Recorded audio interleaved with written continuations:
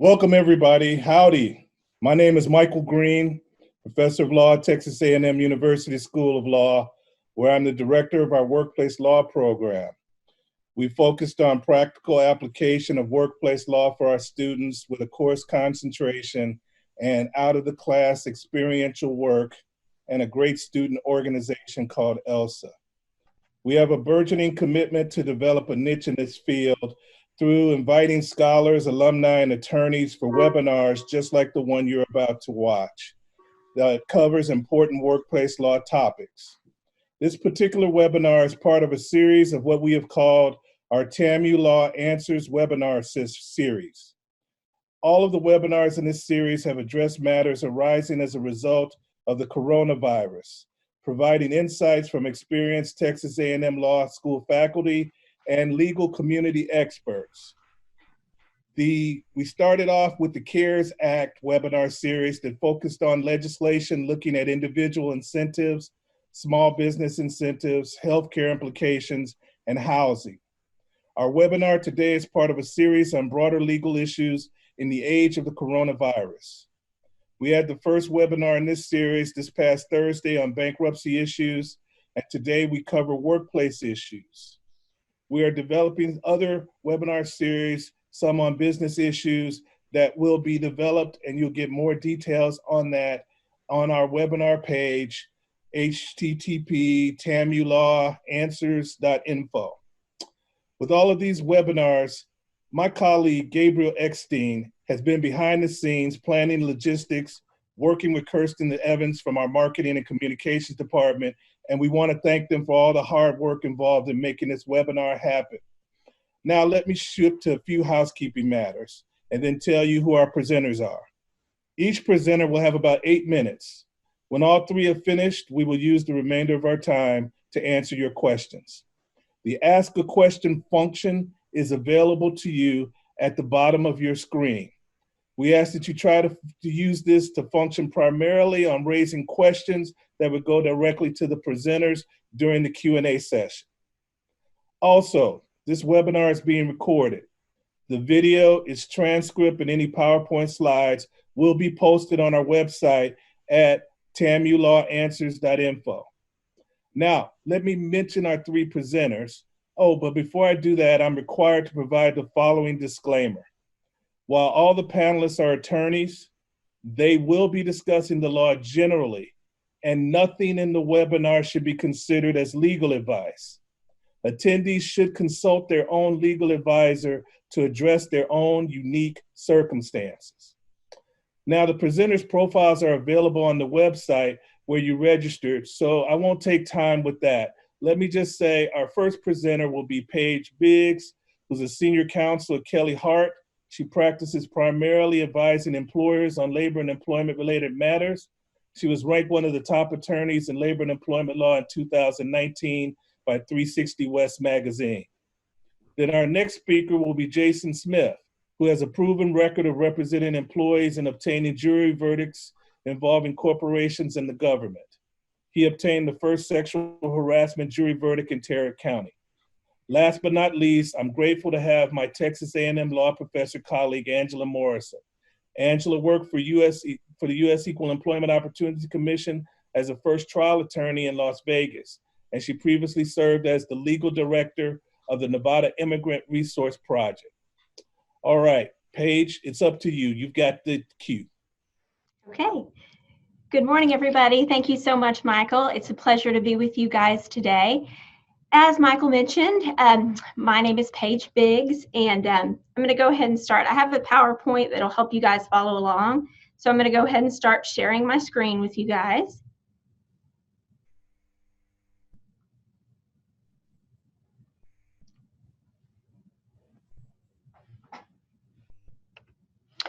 All right, so I am going to spend the brief time that we have together today talking about some best practices for employers and some things that employers should keep in mind as our country and our state opens up and as employees start to gradually begin returning to the workforce. And specifically, I'd like to take you through some guidance that employers should keep in mind and some do's and don'ts that they also want to keep in mind in getting everything up and rolling and reopening. So we're going to talk about guidance. We're also going to talk about precautions that employers will want to take in order to help them establish and maintain a healthy and safe workforce. We're going to talk about some tools that employers have at their disposal, things like temperature testing, COVID-19 testing, COVID-19 symptom testing, some questions and inquiries that you can ask your employees about COVID-19 symptoms, and then also some medical documentation that you can solicit from employees who have recovered from COVID-19 and are seeking to return back to the workforce. So let's first talk about all of the government guidance. There is a lot out there, and you need only Google to see it all. It can be a little bit overwhelming, particularly where, as here, the mandates and the orders and the guidance is ever evolving and ever changing, given that COVID-19 is a fluid situation and there are still a lot of unknowns. But we're going to hit some of the high points of the guidance today. This is by no means an exhaustive overview of all the guidance that is available out there to employers. Our time limits simply don't allow for that, but I intend to hit some of the highlights with you today and pull out those things that I think will be most beneficial to employers in keeping their workforces safe and healthy and free from the coronavirus. So there are a few different forms of guidance that are available to employers. The guidance first comes from the federal level. That's the CDC guidance. That can be guidance from OSHA or guidance from administrative agencies like the EEOC. You also see guidance at the state level. Those are those executive orders that we've been hearing about from Governor Abbott. And then there are state agencies that help implement those executive orders and give employers guidance about how to follow those. In Texas, that would be the Texas Department of State and Health Services. There is finally guidance that comes from the local level. And in the era of Corona and in the current pandemic environment, this local guidance can be really important. And what I'm talking about here is guidance at the county level and guidance also at the city level. So it's really important for employers to understand, number one, which jurisdiction they're operating in and what guidance, whether it be federal, state, or local, is applicable to that jurisdiction. And then secondly, to make sure that they are looking at the most current and most updated versions of the guidance that's available. So let's jump a little bit more specifically into OSHA. OSHA obviously is the federal agency, and OSHA recently published some COVID-19 workplace guidelines. They are called Guidance on Preparing Workplaces for COVID-19. That guidance from OSHA is particularly helpful to employers because it sets out steps that they can take specifically to help protect their workforce. And the way the OSHA guidance is set out is it divides workforces into 4 levels of risk, depending upon the potential exposure to COVID-19 in that particular environment. So for example, there are high-risk environments like healthcare practitioners who are actively interfacing and treating patients that have tested positive for COVID-19. And then there are lower risk environments, maybe like office buildings where you aren't frequently having interactions with the public and are less likely to be exposed to COVID-19. And so for each of those levels of risk, it sets out specific steps that employers can follow and implement in the workplace. So I would really encourage all employers to start there first. Start with the OSHA guidance first in developing your protocols. Also, in April of this year, OSHA released interim enforcement guidance for assessing employers' compliance efforts. And what is good news for employers is that OSHA said if an employer is not in compliance with OSHA's standards, inspectors are expected to assess their compliance using good faith efforts to comply. And that means that the employer, even if you were found to be violating OSHA and not to be in compliance with these COVID-19 guidelines, the the inspector is instructed to examine your good faith efforts and exercise their enforcement discretion accordingly. And there are 7 examples listed in those enforcement guidance that are specific examples where OSHA encourages inspectors to use their discretion and look at good faith efforts. So one thing that employers can do in order to help keep their workplace corona-free is to take employees' temperatures. Now, traditionally, under the ADA, the Americans with Disabilities Act, which is a federal act, employers are not permitted to take temperatures unless it would be job-related or consistent with business necessity. But there is an exception if an employee poses a direct threat to others in the workplace. And the EEOC has recently come out and said that because COVID-19 is classified as a pandemic, employees may pose a direct threat to others if they're carrying the virus. And so that guidance enables employers to test employees' temperatures. So taking employee temperatures is allowed during this pandemic. And in fact, it's encouraged in order to keep your workplace safe. You can do that a couple of different ways. You can sort of move through it using the honor system, where you have employees test their own temperatures and then report those to you. And if they have a temperature over 100, you would then take steps and inquire about the symptoms, as we're going to talk about here in a moment. Or you can designate someone within your operation to take employee temperatures. Now, obviously, that presents some unique risks to that particular person. So you would want to make sure that you equip them with the tools that they need, like proper protective equipment and a screen shield and things that they can wear in order to keep themselves safe while they're taking the temperature. So that's something that you would want to keep in mind. Also, if your operation does business in the state of California, then you'll need to provide a notice prior to or at the same time as you take the collection. Also, Texas has issued some guidelines as to how you can screen your employees. They're not mandatory under the executive order from Governor Abbott, but they're certainly encouraged. You can ask employees if they are experiencing COVID-19 symptoms. If they otherwise report feeling ill, you are certainly encouraged to and expected to ask about those symptoms. For now, I would avoid asking about COVID-19 symptoms unless an employee otherwise reports feeling ill. Going to skip over this slide in the interest of time. You can and should require your employees to wear PPE while in the workplace. If an employee has a disability whereby they might not be able to wear the PPE, then you should engage in an interactive discussion about that and see what you can come up with. And you can also ask for fitness for duty certification for employees who are returning to work after recovering from COVID-19. You could ask them to submit a doctor's note certifying that they are fit for duty. The best practice here is to ask for a note just to make sure that they are 100% safe and ready to come back.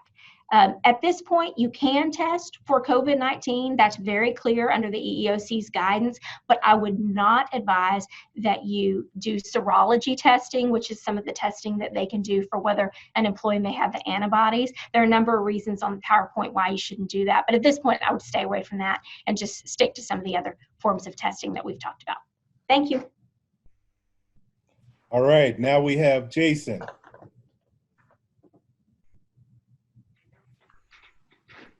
Thanks, Michael. My name's Jason Smith. I represent primarily employees in Fort Worth, and our phone has been ringing off the hook from people with employment issues related to unemployment, related to FMLA, and related to employers taking advantage of a really dicey employment market to make some illegal decisions about who stays and who doesn't. Want to start with the backdrop of unemployment statistics that's informing employment decisions right now. We have the highest unemployment rate since the 1930s Great Depression. The Department of Labor reported last week that we had a 14.7% unemployment rate. This goes in the backdrop of, in 2018, the Federal Reserve did a study that 40% of American families couldn't handle a $400 emergency. Of course, this situation is much more than a $400 emergency. The St. Louis Fed President, James Bullard, has done a lot of study on the employment situation, and he projects that the national unemployment rate will hit 32% before we're done this summer. We have 33 million people right now who are on unemployment benefits. That doesn't include people who are not on unemployment benefits but are unable to do part-time, unable to look, or are not willing at this point to look for part-time or full-time work. Then finally, JP Morgan has projected that the unemployment rate will be just above 15% this fall. And so all of that is, unfortunately, the backdrop in which employees find themselves. Let's talk a little bit about unemployment. We have Congress expanded unemployment benefits, first of all, for self-employed persons and gig workers. Normally, those folks aren't eligible for unemployment. They are when the president declares a state or an area a disaster area. And what's more, Congress passed an additional 13 weeks of unemployment that would be extended to self-employed persons and gig workers. So my number one piece of advice for anyone calling with an unemployment question about, am I eligible, is file for unemployment and then let the system figure it out. We have expanded unemployment to gig workers, to part-time workers, to self-employed persons. We also have unemployment being extended now that the governor has loosened some of the restrictions. We have employees being called back to work, and the governor has issued an order saying that if an individual can't go back to work because of childcare issues, that they can remain on unemployment. In addition, the governor has waived the 1 week waiting period. You normally had to wait a week before you could file for unemployment, and the governor's waived that period. In addition, the governor has waived the requirement that you have to look for replacement work. Now that requirement is going to end going to be reinstated shortly, but those things are present. But with all of the folks being called back to work, some employers are reporting that what I hear a lot of is employees who have been called back to work are fearful that they're going to be exposed to COVID-19, or that they have childcare issues because their children aren't in school. I have 10-year-old twins that are doing Zoom classes right now, and a lot of folks don't have childcare alternatives because a lot of childcare facilities are not open except to essential workers. And a lot of childcare facilities are just accepting a limited number of folks. So you have those folks not able to go back. If someone is called back to work and they don't take a job and they don't have either COVID symptoms, and we'll get to the new family medical leave provisions in a minute, or they don't have childcare issues, then technically they could be reported to Texas Workforce Commission and their unemployment could be discontinued. And sadly, the governor has threatened to investigate people for fraud if they don't go back to work and they don't have an excuse. We have a lot of people that are fearful. And in fact, when this package was passed to extend unemployment benefits, the idea was to provide benefits through July so people wouldn't feel compelled economically to risk their health and risk others' health by going back to work. Related to that, the federal government the state provides a minimum level of unemployment benefits, and that really is an insurance program paid for by payroll taxes. And individuals have an eligibility for a minimum amount of about $236, anywhere from $236 to just over $500 a week. In addition, the federal government has funded and is paying an additional $600 a week on top of that state portion.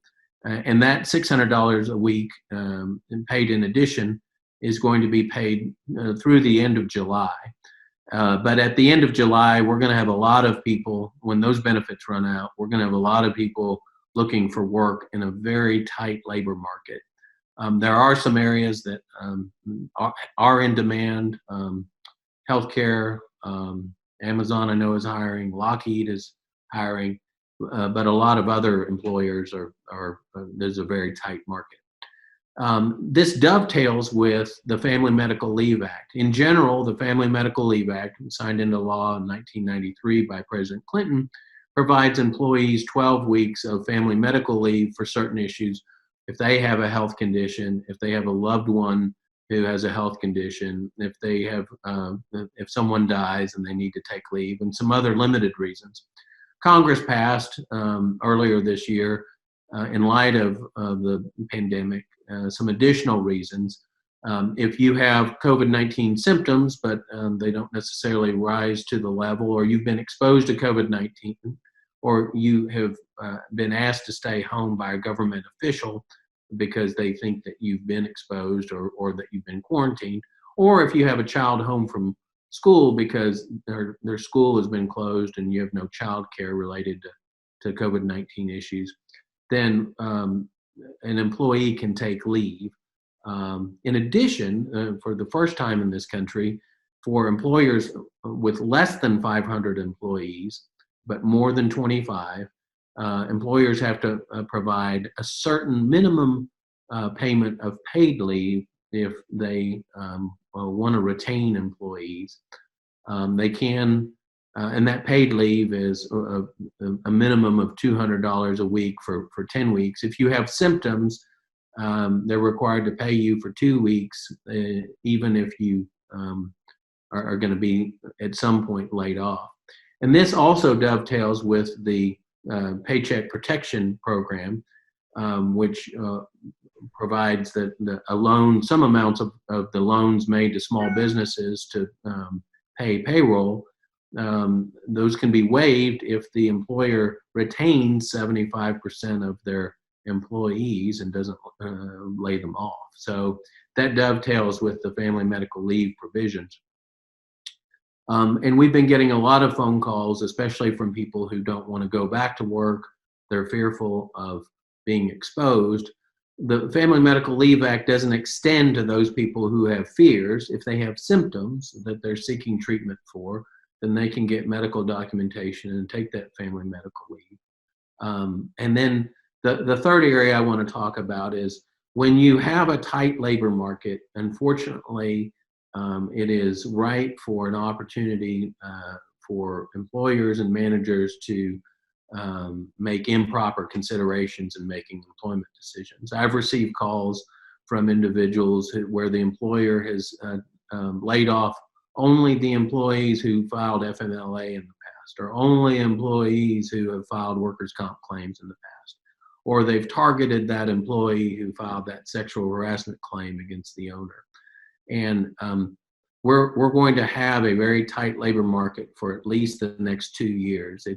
And I hate to say that to folks that are going to be coming out of law school into a tight labor market, but that's the reality. And so we're going to have more and more employers, either in hiring or firing decisions, use these improper considerations. Maybe you have someone that's a racist or a sexist making those decisions, and they're hiring less qualified or terminating less qualified, or they're retaining less qualified employees, or they're hiring less qualified persons because they're white males, or because of some other improper consideration.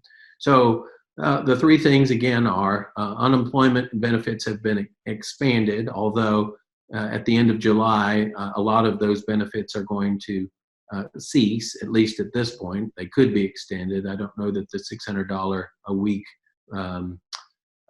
additional payment will be extended, and we're going to have a lot more people in a very tight labor market. Second, Family Medical Leave Act has expanded the protection to take family medical leave for at least 12 weeks to retain your job.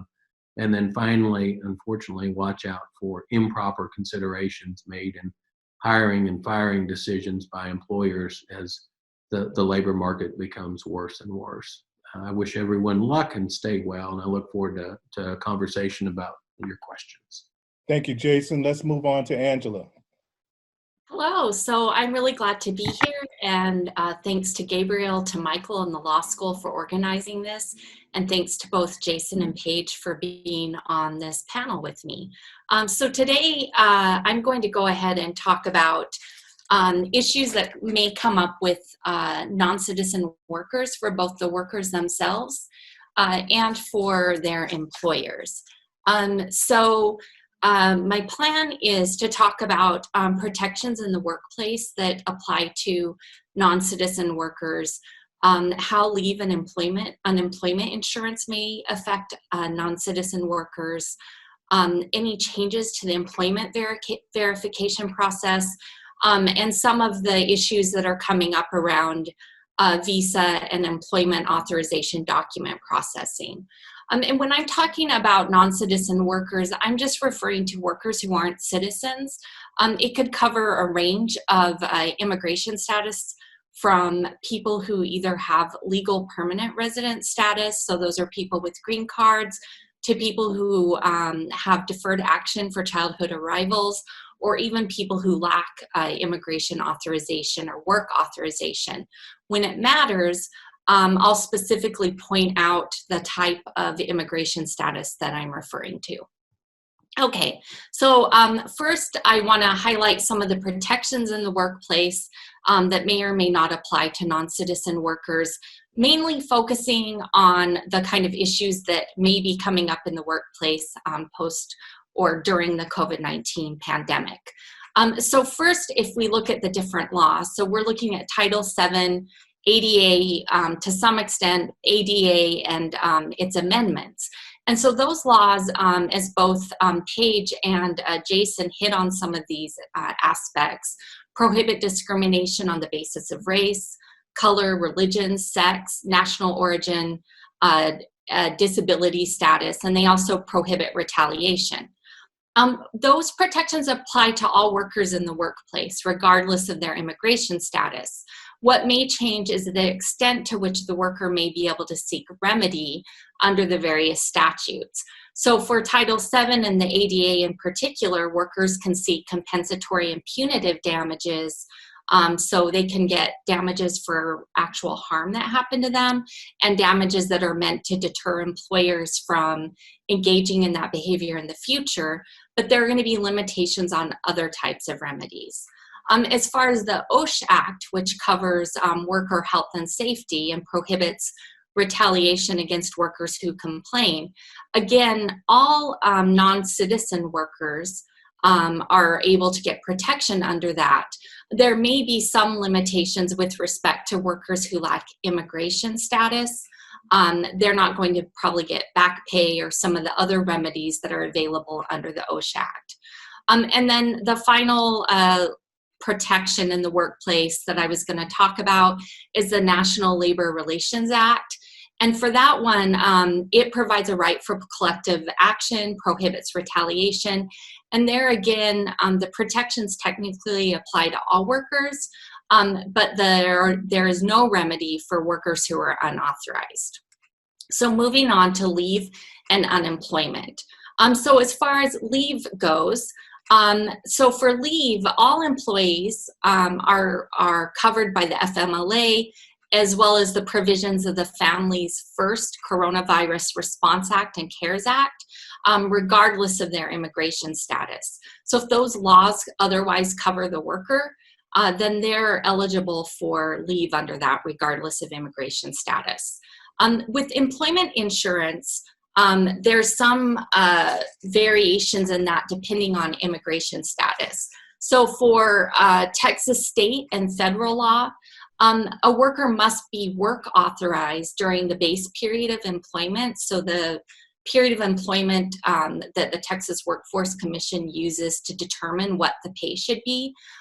During that time, they must be work authorized at the time that they apply for the unemployment insurance. And then they must continue to be work authorized during the payment period of the unemployment insurance, because the employee must be able and available to work. It's unclear how limited the unemployment insurance may be under the pandemic unemployment assistance program. At minimum, it says that it covers covered individuals that may receive assistance, and that would require workers to be able and available. So it likely covers the same workers that regular unemployment insurance, with some of the expansions to independent contractors, gig workers that might not otherwise. But as far as non-citizen workers go, they're definitely going to have to be probably work authorized to be able to claim that insurance. Importantly for non-citizen workers, however, is that unemployment insurance benefits are not going to be a factor when immigration makes determinations on public charge. That's because unemployment benefits are earned benefits and not public benefits. So that's not going to account against non-citizens when they apply for future immigration benefits. So as far as employment verification goes, even during the suspension of USCIS and DHS, some DHS operations, employers are still required to verify both their employees' work authorization status and their identity. There have been some changes they've made with respect to the pandemic. So for example, with E-Verify, there's an extended time period for employees to respond to tentative non-confirmations since Social Security offices are closed. But employers are still required to open cases for new hires within 3 business days. They still have to use the same hire date that they would normally use. And then as far as with I-9 forms go, the USCIS and DHS are actually allowing employers to remotely inspect and remotely retain or obtain documents related to the I-9 form. So that's something that wasn't possible before, but it only applies to workplaces that are operating remotely. So for workplaces that have workers that are both operating remotely and in person, those I-9 verifications and documents still have to be inspected and obtained in person. There's a special note here, though, for employers. So for employees who take leave or who the employer keeps on payroll, say during a shutdown, the employer should not re-inspect or re-verify the documents because this isn't considered a new hire. And in fact, if an employer does that, that could be discrimination on the basis of national origin or immigration status, depending on the circumstances. Finally, with respect to visas and employment authorization documents and how those are now being processed in light of closure of USCIS and consulates abroad, there's 2 different ways in which these visas and EADs might be affected.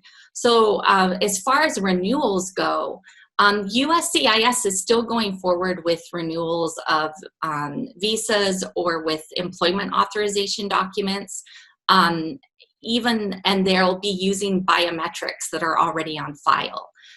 So as long as immigration was already ready to process, and the only thing that's holding it back are the biometrics appointments, then they're going to go ahead and process those. There are different considerations, though, for new visas.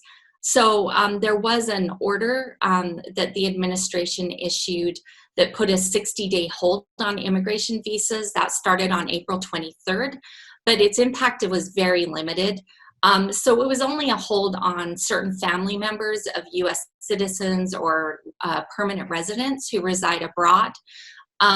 For immigrants who are applying through the diversity visa program, and some workers who are residing abroad and are being sponsored by employers. But those that hold isn't going to apply to people coming to the country for tourism, business, temporary workers, such as agricultural workers or skilled workers, as well as the spouses or children of current green card holders that are here in the U.S. or people who have approved green cards that haven't received them yet. And then, of course, for people who are here in the U.S. and are applying for green cards on adjustment of status, it's not affecting them. But regardless, there still may be delays for new visas because of the lack of in-person appointments, both for the biometrics and for required interviews. So that concludes what I wanted to cover as far as the impacts on non-citizen workers. And of course, if there are any questions or answers in the Q&A period, I'm happy to answer them. All right, well, thank you very much, Angela, and thank you all three of the presenters. We have a couple of questions in the Q&A, and actually both of them are for Paige, so I'm going to mention them. But we had received some questions beforehand, so when I go to these two questions for Paige after she finishes, I have two for Jason and two for Angela as well. So it's a shared responsibility issue there. So Paige, the first question that we received says a restaurant in Dallas recently told their employees if they insisted on wearing masks, they would be fired. Is this legal? Does it open the employer up to liability? In Dallas County now, as I understand the current restrictions, restaurant workers are required by the county law to wear a mask. And so at this point, if a restaurant worker were deprived of that opportunity, that would go against the Dallas County order. Now, I remember seeing an article on the case that the questioner is referring to, involving that restaurant group where they were telling employees, look, that goes against our message and our vision, and we don't want you wearing masks to work. I believe that employee then obtained legal representation and filed a lawsuit, and the court in Dallas issued a temporary restraining order that enabled that employee at least to wear a mask to work. And now I think the problem has largely been resolved by the changes in the Dallas County ordinance. But certainly, if you're in Dallas County, people need to wear a mask, and you need at restaurants, workers rather, and you also need to make sure that you check whatever local laws, whether it be county or city, that apply to make sure that you're complying with those. And obviously, as a practical matter, the intent behind this is to help stop the spread of corona. If your employees want to wear a mask, whether it's required or not, it's likely in their best interest. If it lets them feel more safe, certainly it's best practices to let your people wear a mask, particularly if they're interfacing a lot with the public, as restaurant workers are. All right. Well, thank you, Paige. Let me go to the second question for you, and then I'll go to the two I have for Jason and Angela. You recommended it says you recommended, I don't know if you did recommend this, but it says you recommended to not ask COVID-19 symptoms, not ask about COVID-19 symptoms unless the employee is already showing signs of being ill.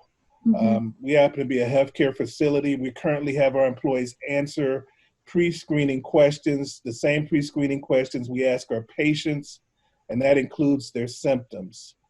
We do a daily temperature check. Is there any issue with this, since we're in healthcare, or about asking employees the same questions that we ask our patients? I think at this point, the temperature checks, number one, are a good idea. Those are certainly, they've been sanctioned by the EEOC, and there's no issue with doing that. And if employees have a temperature over 100 degrees, you certainly should explore that and ask about potential symptoms.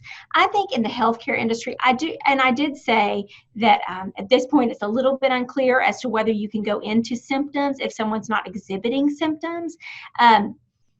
at that point, if you're going to direct those questions toward a specific employee, you want to make sure that you have some kind of reasonable belief that they have been exposed to COVID or exhibiting symptoms.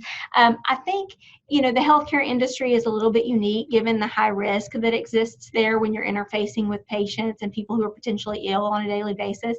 I think out of an abundance of caution, though, it's probably best practice not to ask people until you actually have a reasonable belief. But with that said, the EEOC has said that you can test for COVID before employees enter the workplace, regardless of whether or not they're exhibiting symptoms. And so that might be another way, and the temperature controls might be another way to monitor that without overtly asking them about the symptoms. Now, if you see someone who's obviously exhibiting symptoms of COVID, like fatigue, difficulty breathing, fever, cough, things of that nature, you can and should go to them and ask about those symptoms and explore that further. So I think best practices at this point is to wait until someone's actually exhibiting symptoms before you ask those questions, but you can do the testing before that. All right. Thank you, Paige. Let me ask this one for Jason. This is a pretty kind of interesting question about workers' comp benefits. It says workers' comp benefits generally aren't available for diseases because they're usually considered to be outside the scope of employment. Do you think that there will be any changes to this with the COVID-19, given that some employees are now working in more at-risk jobs like meat packing and nursing homes? Yeah, I think it's a great question. It's not that diseases can't be covered under the Workers' Comp Act, but practically it's very difficult to establish causation from being engaged in the course and scope of your employment. For instance, firefighters have worked for and passed a provision of state law that provides that if a firefighter is dies of certain types of cancer, that it is presumed that those cancers are related to the course and scope of their employment, because being exposed to certain types of fires has a correlation to a certain type of cancer. The problem is going to be if someone does contract coronavirus, then can you establish that they got it in the workplace? Because there are so many other opportunities where they could get it. Now, nursing homes, there are a lot of clusters in nursing homes, and an epidemiologist could probably establish causation where an individual was subjected to course and scope, and that's if they have workers' comp. If the employer is a non-subscriber and they've chosen not to have the protection of workers' comp benefits, then they may be sued by the employee for negligence that occurs on the job. And again, if you could establish the causation, then you could recover against the employer. The tough thing is establishing that causation, I think, is the practical problem with that situation. All right. You mentioned earlier about possibilities of allegations of fraud for employees who are legitimately concerned about coming back to work. Do you think that they would be able to get unemployment? I think the Texas workforce said that they take those on an individual basis. Do you think they'd be able to get unemployment? And what about for workers who have no signs of the COVID virus, but maybe they have someone at home who is vulnerable? Could they also get those kind of employment benefits? Yeah, this is where I think the FMLA dovetails and interacts with the Unemployment Act here in Texas. If you qualify for family medical leave, and remember we have some amendments that expand family medical leave to not only having symptoms, but being present with another individual who has symptoms who is staying home, or staying home with your child, then under the Family Medical Leave Act, your employer has to, you're to be excused from employment, and you're going to be eligible for unemployment benefits, at least for that 12-week period. So Interestingly, I think at least for 12 weeks, an individual who had no symptoms but was at home with someone who had COVID-19 symptoms could obtain benefits. With regard to the fraud question, sadly, I think this governor has sent very mixed messages about what he is going to do and who he is going to favor in this process of coming out. I think everyone saw that the governor issued an order putting restrictions to stop the spread of COVID-19. He made public pronouncements that individuals who violated those and employers that violated those rules and businesses that violated those rules could face 180 days in jail. We had a salon owner in North Dallas who defied that order, was held in contempt of violating that law, was sentenced to 7 days in jail, and then the governor retroactively attempted, at least, to retroactively change his order. And I think, regardless of what you think of that policy, it sent a very mixed message to not only individuals but employers that the governor can change his mind, and he can change his mind retroactively. So he could say today that it's okay to file for unemployment benefits, even if you've got a kid at home. But then what's to prevent him 3 weeks from now to say, retroactively, I'm not going to allow that, and to come after folks with benefits? I think the governor's just done a poor job of being a consistent leader after initially sending some very strong signals that he was going to issue some orders that protected individuals and workers' health and safety. Thank you. Jason, Angela, let me ask you, in your slides, you mentioned a number of laws that non-citizen workers might use to kind of protect themselves during this COVID virus, like the National Labor Relations Act, employment discrimination laws. Yet when it came down to the remedies, you mentioned that for undocumented workers, they may have no remedy. What would you recommend to undocumented workers to do in this time period? I mean, that's a hard question because they still have the right to file a complaint with the agencies and maybe get the conduct stopped, which has happened in some of the cases, right, where the courts found that the employer violated, say, the National Labor Relations Act, and at least there was some sort of action by other workers as well that made it so that the employer had to stop the conduct. But it really, for workers who are unauthorized, it really puts them in a precarious position because they're coming out and they run the risk of employers perhaps retaliating against them, which again is unlawful under the Act.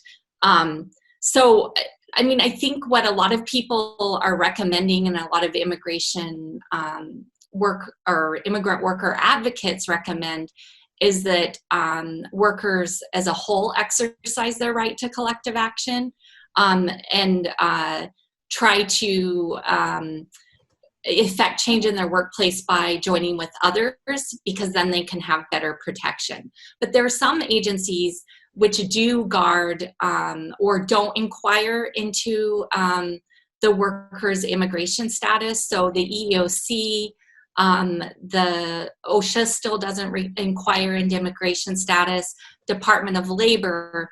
So workers should feel comfortable going to those agencies at least, and maybe filing a complaint. They might stop short of a lawsuit after getting advice from an attorney. So Angela, not just for non-citizen workers, but for workers in general, do you feel as if there is a legal difference between those who are more personally at risk or more personally vulnerable to the COVID virus because maybe they have close family members at risk? Or is there any difference between how the law should be addressing this? I would probably, I mean, my thought is I would go back to Jason's answer to that earlier, which is I think for workers that FMLA and the, I don't want to say amendments, but to the expansion of FMLA that Congress did with the CARE Act, that would definitely be something that workers could think about. So like Jason was saying, workers who have family members who are under quarantine or who they need to care for because of the pandemic or that are experiencing health complications related to it, have more protection than workers who might just be afraid of coming down with COVID-19. All right. Thank you, Angela. Let me pose this question to all three of the panelists. I think depending upon how long-winded you are, we might get close to the end or not, but I have other questions if needed. If we're thinking about the COVID-19 situation, if I'm an employee, what am I most concerned about in terms of my legal rights? And what do you think my legal rights are that would best protect me? And if I'm an employer, if I'm a small business or a large business, what am I most concerned about the COVID virus in terms of dealing with my employees? I'll start with Paige, and then I'll go to Jason and Angela. Okay. I think, Michael, that from an employer perspective, safety is paramount. Workplace safety and health of your employees is paramount. So I think that should be at the foremost of your thought process, and that should guide your decisions. Look at this guidance that Osha has put down. Look at some of the other guidance that I mentioned earlier in my presentation, and do everything you can to keep your employees safe. Certainly you don't want to be rung up for any OSHA violations, but more importantly, you want to make sure your employees are safe. And this kind of tacks on to my earlier answer too, and I was remiss in not mentioning, you can and should encourage your employees to self-report if they have COVID-19 symptoms. So while you might not be able to ask them directly, you should certainly encourage them to self-report any symptoms that they might be showing so that you can handle that accordingly, and also self-report if they've been exposed to someone who's tested positive to COVID, or perhaps traveled to a country where there are travel advisories in place. So I think from that standpoint, as an employer, I would focus on safety and make that paramount. And then secondly, obviously Angela and I talked a little bit about the ADA.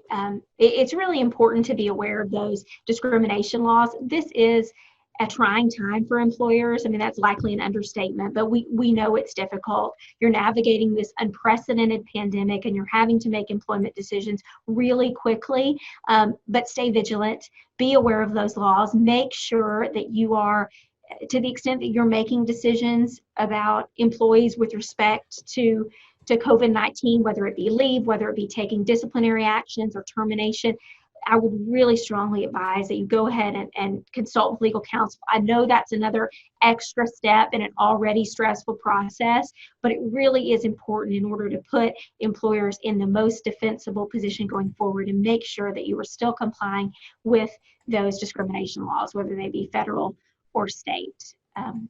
So I think those are the things that need to be top of mind. This situation is ever evolving, and sometimes even when you know what laws apply, it's hard to know what's current and what's not. So it really is important to seek legal advice when making some of those decisions and err on the side of caution. Okay, thank you, Paige. Jason? I think that the big thing that employees need to figure out is what their rights are when an employer either decides that they're not going to work or whether they're going to call them back to work. If you're not going to work, then you're going to have some opportunities for some expanded unemployment benefits, at least through July. Or if you're a gig worker or self-employed, you're going to have an opportunity to just have even the minimum level of unemployment beyond July.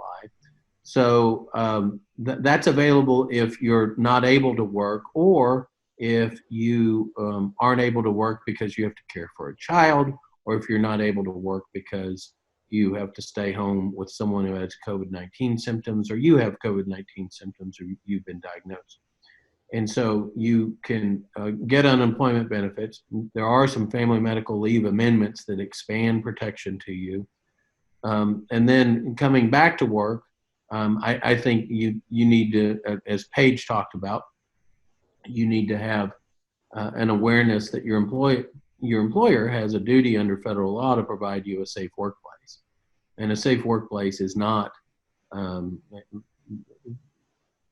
is taking proper, reasonable precautions, good faith precautions, to make sure both the employee as well as the customer aren't exposed to this. And so I think those are the two things that the kind of the different sides of the coin that employees need to think of. The last thing I'd say, and I've had people call me who have jobs and who are frustrated with their employer because their employers get nitpicky. And when there's a tight labor market, 3 months ago, we had the best economy in the world. I'd have someone who was fired for filing a sexual harassment complaint, and then within 3 weeks, they'd find a better paying job. Those days are gone. We're going to have at least 2 years of a very tight employment market, and people are going to have a hard time finding work or holding on to work, even with the employers with the best intentions. So I've had several people call me and say, well, I don't really like my employer, and I think I'm just going to quit and go work someplace else. And I've implored them to not leave their jobs, or at least to think very, very deliberately about leaving a job, because I don't think most people fully see the icebergs that are in the employment market. And the icebergs are running deep. We're going to have the worst unemployment we've had at least since the Great Depression, maybe higher than the Great Depression.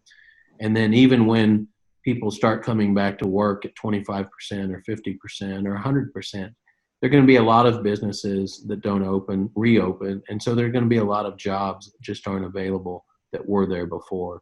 And it's going to get really bad, and workers need to realize that, and that's going to impact their ability to find work in this economy. All right, Angela, your thoughts? Well, so in an ideal world, I want to think that most employers want to do the right thing, and most employees want to work in a workplace that respects them. So one of the things I think that both employers and employees could really do is talk to each other and listen to each other about what the other needs to be able to either open the business or to be able to come back to work. But short of that, for workers in particular, what I found interesting are some of the reports on the meat, in the meat packing industry, workers who are refusing to come back to work because the conditions are so dangerous. So I think at a certain point, even with a tight labor market, that workers could maybe, and if they need to, prioritize, especially when you look at some of those conditions that those workers were under, their own safety and their own health, especially when the jobs themselves might not be as desirable or as well paying, right, to make the risk worth it. So I hope that people will be reasonable and try to work with each other. And short of that, I think workers in particular need to prioritize their own health and safety and well-being. All right. Well, thank you. I see one last question came in, and I think this is for Paige. Let me ask this one real quickly before I sum up. It's back to asking about the symptoms. And the question says, my understanding was that the EEOC had indicated that employers could ask about symptoms to determine if they were a direct threat. Has that been changed? And I think you talked about that a little bit, but has that been changed? And then when the screening employees, I can see her, she's nodding her head no. When screening employees entering the workplace, may an employee only ask employees about the COVID symptoms? Because the EEOC has certain other examples that they may ask about regarding public health authorities as associated with COVID. What do you think?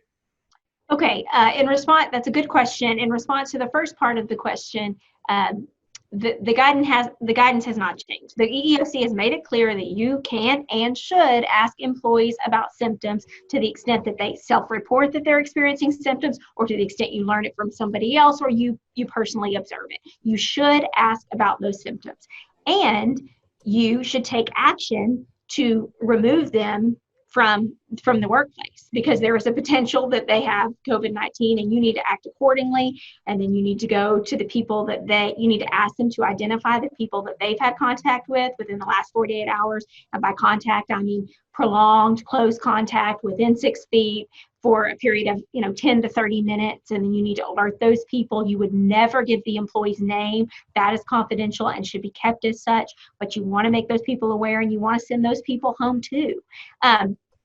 With respect to the second part of that question, you need to stick to asking only about COVID symptoms. The EEOC in their guidance has a pretty thorough list of what those symptoms are, the primary ones being fever, dry cough, difficulty breathing, and things of that nature, but I would not go beyond those symptoms.